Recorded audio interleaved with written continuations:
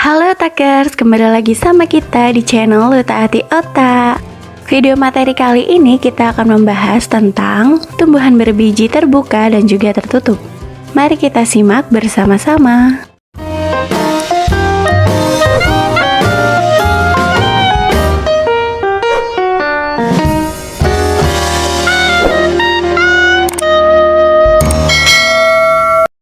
Di sekitar pekarangan rumah teman-teman, mungkin tumbuh sejumlah tanaman, mulai dari bunga aglonema sampai dengan pohon mangga. Nah, kehadiran mereka ini menambah nuansa asri dan juga kesegaran.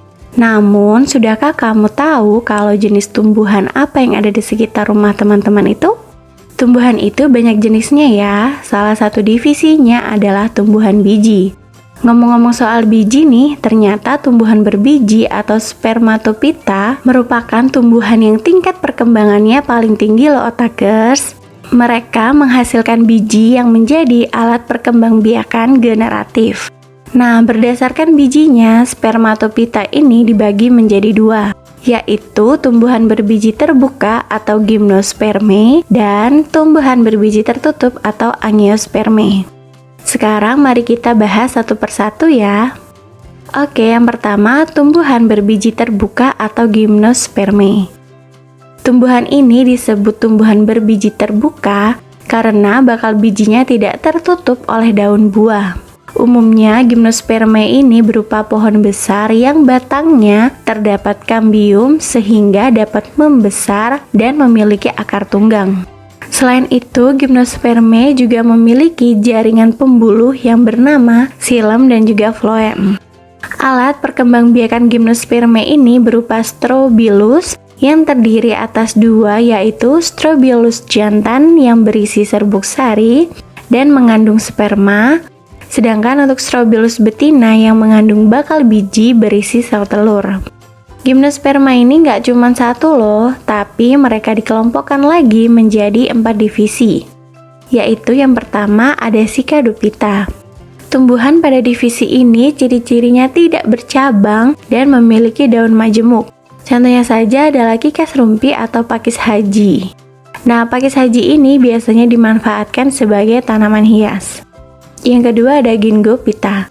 Anggota dari divisi ini hanya ada satu spesies loh otakers, yaitu Ginkgo biloba yang berasal dari Cina.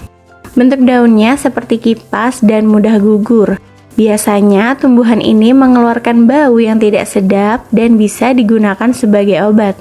Kayak apa ya baunya? Nah, yang ketiga ada Coniferophyta. Tumbuhan yang termasuk dalam divisi ini merupakan tumbuhan yang selalu hijau atau evergreen. Alat reproduksinya berbentuk kerucut baik strobulus jantan maupun betinanya. Contohnya adalah pinus. Siapa hayo yang belum pernah pergi ke hutan pinus dan main lempar-lemparan biji pinus di sana? Pinus sering digunakan menjadi bahan furnitur karena kayunya ringan, mudah diwarnai, karena warna dasarnya pucat dan pohon barunya tumbuh cepat. Oke, yang terakhir ada Gymnospermae. Nah, Gymnospermae ini yang tumbuh-tumbuhannya bisa berupa perdu, tumbuhan pemanjat, ataupun pohon. Klasifikasi ini memiliki tulang daun yang menyirip. Contohnya saja adalah Gnetum gnemon atau melinjo. Tumbuhan ini dapat digunakan baik daunnya dan bijinya. Bahkan biasanya tumbuhan ini digunakan sebagai sayuran untuk dimakan. Contohnya seperti sayur asam atau sayur lodeh. Pasti kamu pernah kan makan sayur asam atau sayur lodeh?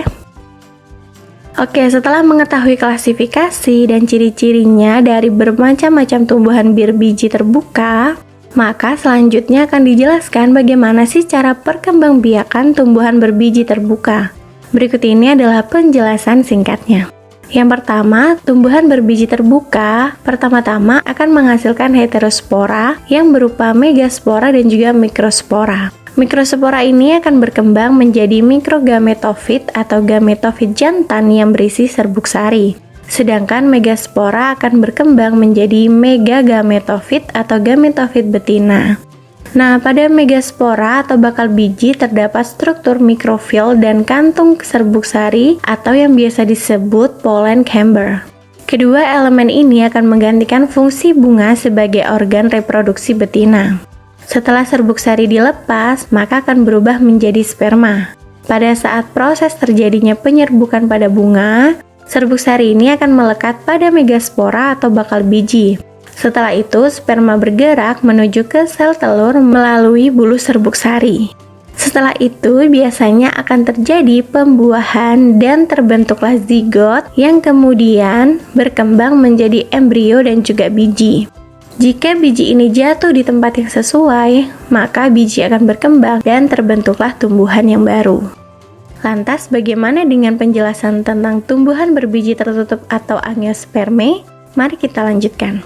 Nah, berbalikan dengan Gymnospermae, tumbuhan berbiji tertutup atau yang biasa kita sebut dengan Angiospermae ini memiliki suatu ciri yang paling khas, yaitu semua tumbuhan yang termasuk ke dalam tumbuhan berbiji tertutup ini merupakan tumbuhan berbunga.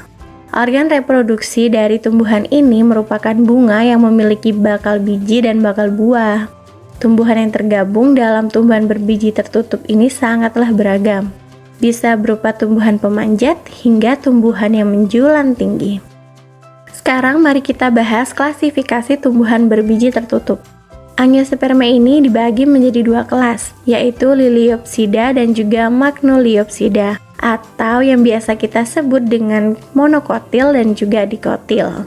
Monokotil ini adalah tumbuhan yang bijinya berkeping satu. Contohnya saja bunga lili, palem, anggrek, dan juga jagung. Sedangkan untuk dikotil adalah tumbuhan yang bijinya berkeping dua seperti apel, stroberi, dan juga kacang-kacangan. Berikut ini penjelasan singkat mengenai keduanya. Yang pertama, tumbuhan berbiji tertutup bertipe monokotil. Tumbuhan berbiji tertutup yang termasuk ke dalam kelompok monokotil ini biasanya memiliki biji yang tunggal dan juga biasanya bukan merupakan tumbuhan yang memiliki kayu. Mengapa demikian? Karena tumbuhan bertipe monokotil ini biasanya tidak memiliki kambium. Batang tumbuhannya biasanya cukup kecil dan tidak bercabang. Urat daunnya memiliki tipe sejajar, kemudian jumlah mahkota bunga tumbuhannya biasanya kelipatan 3. Lalu yang terakhir untuk tumbuhannya biasanya memiliki akar serabut. Sekarang mari kita bahas tentang tumbuhan berbiji tertutup bertipe dikotil. Tumbuhan berbiji tertutup yang termasuk ke dalam kelompok dikotil ini biasanya memiliki penampakan yang berbentuk pohon ataupun semak dan juga bisa berbentuk merdu. Tumbuhannya biasanya memiliki batang dan kayu yang keras dan juga bercabang. Lalu batang tumbuhannya biasanya memiliki kambium. Kemudian tumbuhannya biasanya memiliki akar yang tunggang. Nah, untuk urat daunnya memiliki tipe yang menyirip atau menjari. Sedangkan untuk jumlah mahkota bunga, tumbuhannya biasanya kelipatan 2 ataupun 5. Lalu bagaimana dengan siklus reproduksi tumbuhan berbiji tertutup? Nah, Angiospermae ini mempunyai alat reproduksi berupa bunga dengan bakal biji terletak di dalam bakal buah. Alat reproduksi jantannya adalah benang sari atau stamen, dan alat reproduksi betinanya adalah putik atau pistil. Nah, reproduksi pada Angiospermae ini diawali dengan peristiwa penyerbukan alias ketika serbuk sari menempel pada kepala putik. Kalau teman-teman belum memahami tentang penyerbukan, nah teman-teman bisa loh menonton video kita sebelumnya tentang penyerbukan. Nah, sekarang mari kita memberikan penjelasan singkat tentang siklus reproduksi tumbuhan berbiji tertutup. Pada awalnya, perkembangan gametofit betina terjadi karena adanya pembelahan pada inti kandung lembaga primer di dalam megaspora atau bakal biji. Inti kandung lembaga primer ini akan membelah sebanyak 3 kali, sehingga menghasilkan total 8 inti, yang mana 3 inti terdapat di daerah mikrofil yang terdiri dari 1 buah sel telur dan 2 buah sel pengapit sel telur yang dinamakan dengan sel sinergit. Kemudian terdapat juga 3 inti yang terdapat di daerah kalaza atau yang biasa kita sebut dengan antopoda, dan 2 inti lainnya melebur membentuk inti kandung lembaga sekunder. Jadi kalau di total nih, gametofit betina akan menghasilkan sel telur atau N, kemudian sel sinergit atau N, dan inti kandung lembaga sekunder atau 2N. Sedangkan untuk gametofit jantannya terbentuk di dalam kantong sari dan mengalami proses yang dinamakan gametogenesis. Nah, selama proses gametogenesis ini, inti serbuk sari akan menghasilkan inti generatif dan inti vegetatif. Inti sel generatif ini akan membelah secara mitosis dan akan menghasilkan 2 sel sperma. Kemudian, proses pembuahan dapat segera terjadi saat serbuk sari jatuh tepat ke atas kepala putik sehingga terbentuklah yang dinamakan bulu serbuk sari. Pada ujung bulu serbuk sari terdapat vegetatif inti yang berfungsi sebagai penunjuk jalan bagi 2 sel sperma tadi. Nah, selanjutnya bulu serbuk sari ini biasanya akan memanjang hingga mencapai bakal biji. Kemudian di dalam bakal biji ini sel sperma yaitu 1N akan membuahi sel telur atau N sehingga terbentuklah zigot yaitu 2N. Sementara sel sperma 2N akan membuahi inti kandung lembaga sekunder sehingga akan menghasilkan endosperm. Dan peristiwa inilah yang disebut dengan pembuahan ganda. Gimana nih otakers pelajaran tentang tumbuhan berbijinya? Sekarang udah bisa bedain dong ya antara tumbuhan berbiji terbuka dan tumbuhan berbiji tertutup? Kalau kamu masih punya pertanyaan seputar tumbuhan berbiji, bisa dituliskan di kolom komentar ya. Jangan lupa teman-teman tetap baca artikel dan mainkan kuisnya di website kita utakatik.com. Kalau kalian suka dengan video ini, jangan lupa klik tombol like-nya. Dan yang belum subscribe channel kita, yuk buruan subscribe dan nyalakan lonceng notifikasinya. Tunggu video materi kita yang lainnya. Salam dari Sabang sampai Merauke.